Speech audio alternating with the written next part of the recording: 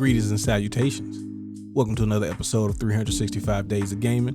Really appreciating you taking time to check out this video. Like, comment, share, subscribe. Greatly appreciated. So thank you in advance. More tactical RPG action. Yes, more and more and more and more. Now this one might be my most favorite. I know that's just kind of hyperbole for you, right? But my most favorite tactical RPG of all time. But also I think it's one of the best tactical RPGs of all time. So, you know, there might be something going hand in hand. This is Final Fantasy Tactics. Now I know some people are big fans of the Tactics Advanced series, but we will not be covering that in this particular series of mine, because this is the original version. This is the best version. This was the version that they should have made the sequel to that we still haven't gotten. Final Fantasy 12 does not count. It takes place on the same continent of Evilus, but does not count because it is not a sequel to Final Fantasy Tactics. But let me give you a little background, right? So you play Ramza, and this is one of the few cases even back then that I never changed the main character's name. I just thought his name was Code Ramza. Plus you get to make characters, so I always make me a character named Darius or Doc or something like that, and that works, right? But you are a member of a family who was not the royal family, but like the King's Guard. You're part of that type of family. And there's the War of the Lions going on, and basically the game kind of starts out by telling you that history as we know it may not actually be what actually took place. So you get to see more sides of the actual story about the War of the Lions.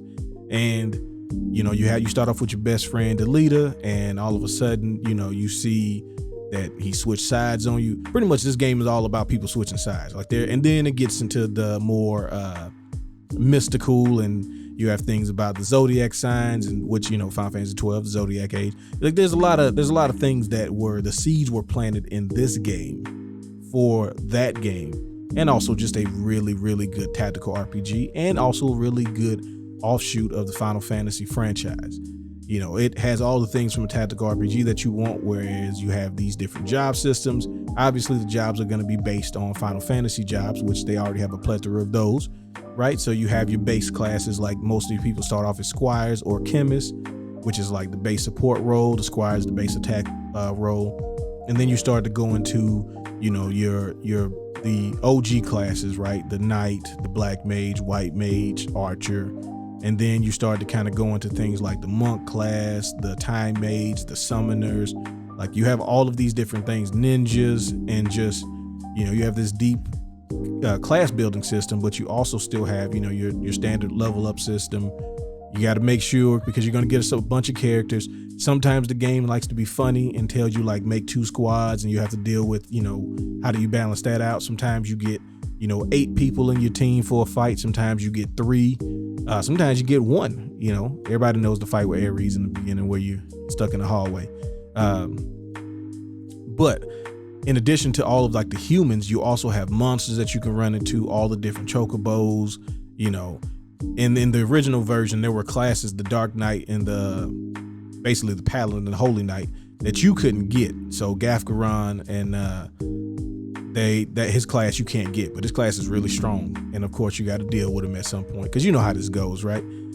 This is a game that I purchased on multiple platforms, right? I had it for the original PlayStation, which I rented it first, and then I was like, nah, I have to own this. This has to be at my house permanently. And then I have it on my phone. I had a PSP at one point. I had it on there, which the PSP version is better in the sense of you got the Onion Knight, you got the Dark Knight, you got the Holy Knight. You also get, you know, revamped cutscenes. Is more animated than the CGI style that the original one is in. But either way, this game is just good. The story's great. There's even a cameo from your boy Cloud. You can get Cloud in the game as well, even though he's still not, you know, one of the stronger people. But the cast, there's so many different characters that you get that, I mean, honestly, the only issue I always had with this game is that it's impossible unless you just want to spend time for nothing. You get so many people and eventually you kind of don't need them, and that's kind of like, that kind of sucks. But you can send them on missions and they'll get extra resources, which is actually how you kind of get Cloud. You have to send them on certain missions to get the materials and stuff like that. but just an amazing game. I just enjoyed this game so many times. It is definitely not easy. It is on the harder side of things. Not quite as hard as some other tactical games we'll cover, but definitely still up there as far as the difficulty level. You do have to do some of the like random battles where you hit the map points and you get a random battle, because you're going to need to be at certain levels, and the game is not going to tell you, but you will find out the hard way that some bosses that you just have to be strong enough to deal with. And if you don't level up, it's not going to work for you.